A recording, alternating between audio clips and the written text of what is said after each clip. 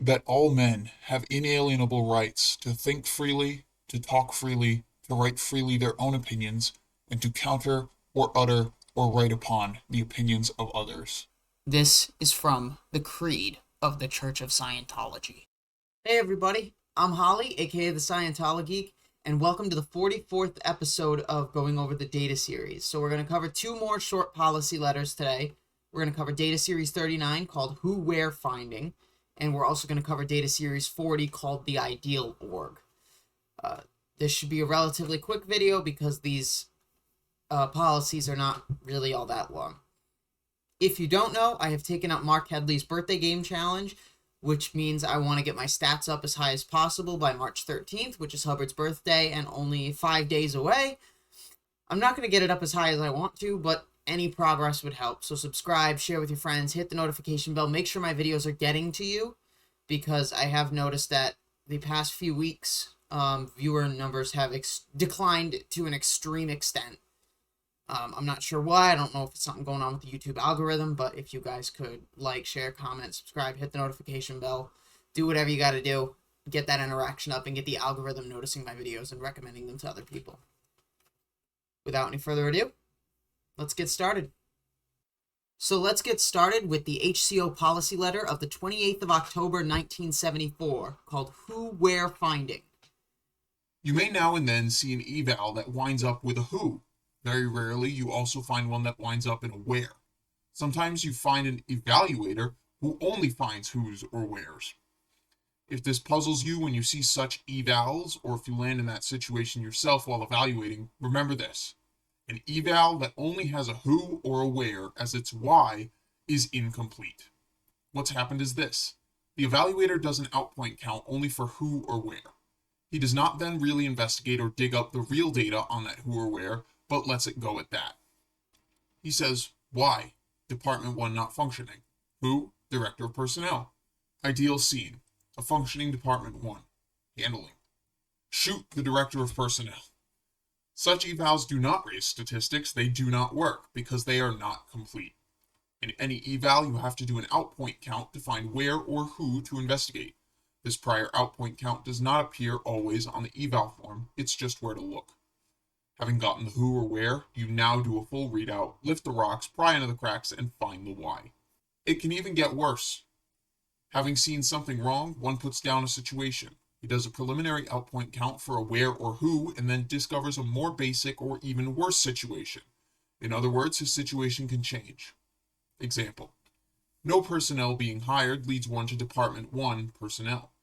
So one writes a situation, no one being hired. And one can easily dash off why Department 1 inactive, ideal scene, inactive Department 1 hiring personnel, and write up a handling, hire people. Great, easy as pie. But somehow 6 months later there are still no personnel. That's a flaw in your hiring department. Well, first off, no one being hired could be an issue if you actually need to fill positions. 6 months later with no personnel, something tells me that you hiring people is not necessarily the biggest priority right now. If you go that long and you don't hire anybody, that seems like a you problem. That's your issue. The reason is simple. The evaluator never went beyond the who where, put down a who where as his why. And it seems pretty easy. Hire somebody. That's a pretty good ideal scene. I don't see the problem with this. Well, then again, he also did say why Department 1 inactive. So he gave a who, he gave a where, and he gave what was happening, but I think the inactive part may be a little vague. Real evaluation would go this way. First observed situation, no personnel being hired. The who where comes up as Department 1. Now and only now do we have something to evaluate. So our situation has changed. It becomes Department 1 inactive. And we investigate, and lo and behold, there's no one in the whole division.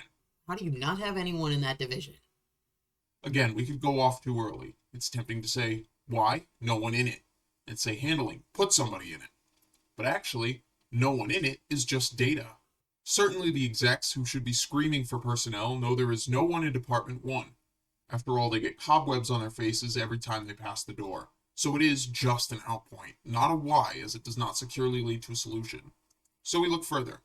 We find 7 previous orders to put on a director of personnel. The writers of these orders are not the who's, but who they were given to are elected. That's 7 non-compliances by the executive in charge of organizing. And this turns out to be Joe Schmo.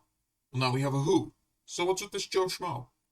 So we go to anything connected with Schmo and we locate board of directors minutes of meetings, and herein he's been stating for 2 years repeatedly that the organization only makes so much money anyway, so if we hire anybody to deliver service, we might go broke. What do you mean you might go broke? You don't freaking pay your people anyway. What does that matter? They're volunteers, according to you. I think they should be paid, but you barely pay them at all. As the organization's been going broke for those 2 years, and the last director of personnel was fired 2 years ago, we now also have our date coincidence. But this is still just an outpoint. Contrary facts is one has to deliver to stay solvent.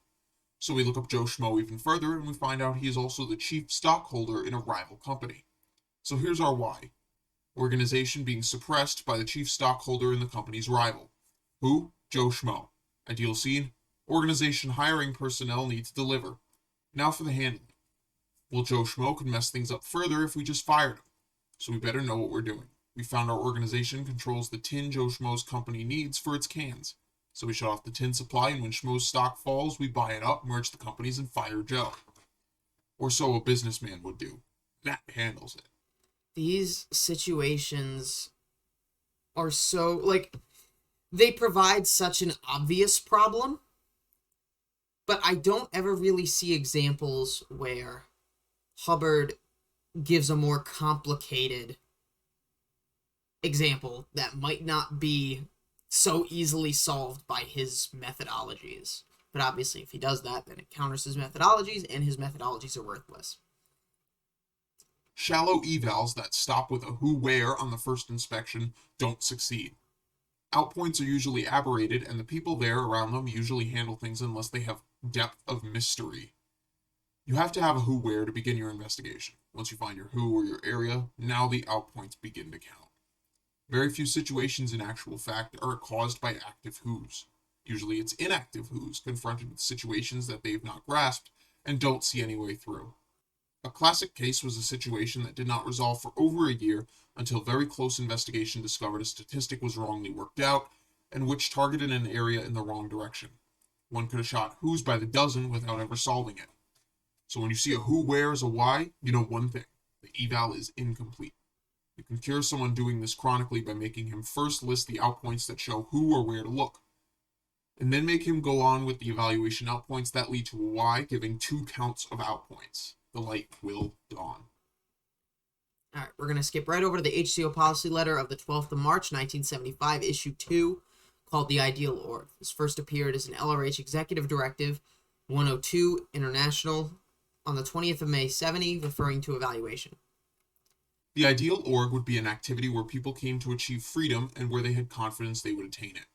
You do not provide freedom for these people. It would have enough space in which to train, process, and administrate without crowding. It would be located where the public could identify and find it. It'd be busy looking, with staff in motion, not standing about. You could say busy looking, but what does that mean? Are you just making it look busy so people are more likely to come in? Or is it actually busy? Because you could just say it would be busy. It would be clean and attractive enough not to repel its public. Usually the cleanliness and attractiveness to bring people in starts from being outside. It doesn't matter how clean the inside of the office is if you're not going to get people in. And I don't go into a building on a whim just because, ooh, it's so clean. I don't do that. I look at what the building is and then I make my decision. Its files and papers, baskets, and lines would be in good order. The org board would be up to date and where the public could see who and what was where and which the staff would use for routing and action. A heavy outflow of letters and mailings would be pouring out. Answers would be pouring in. Auditors would be auditing in Div 4 Hubbard Guidance Centers, and Qual would be rather empty. Supervisors would be training students interestedly and two-way calming all slows. The HCO area secretary would have hats for everyone and checked out on everyone. There would be a pool of people in training to take over new admin and tech posts. The staff would be well paid because they were productive. Hint. You are going to only be well paid because you're productive. You're not going to be well paid because it's not an actual job. The public divisions would be buzzing with effective action and new people and furnishing a torrent of new names to central files. The PCs would be getting full grades to ability attained for each, not 8 minutes from 0 to 4, but more like 30 processes, and they'd be leaving with high praises. AKA FN Cogs VGI's release. The students would be graduating on fire to audit. One could look at this ideal org and know that this was the place a new civilization was being established for this planet. I can see a busy place, but I don't think it's the future. 1,000 or more actions that made it up would dovetail smoothly one with another, and the PR area control would be such that no one would dream of threatening it. Such an ideal org would be built by taking what one has and step by step building and smoothing, grooving in and handling each of its functions, with each of its divisions doing more and more of its full job better and better. The business is always there, the skill with which it's handled and the results on PCs and students is the single important line which makes it possible to build the rest. Seems like your building is a result of a lot of money. The ideal org is the image one builds toward. It's the product of the causative actions of many. Anything which is short of an ideal org is an outpoint that can be put right. The end product is not just an ideal org, but a new civilization already on its way. That'll hype people up, telling them that having a good building will lead into a new civilization. That's culty. So, what did we cover today? Well, we saw that if an eval only has a who where as its why, then the eval is not complete. This comes from the point that the evaluator only focused on the surface level of the who and where without doing any kind of extensive data collection. It provides an example where an executive responsible for organizing hiring personnel had motives to keep a rival company in business.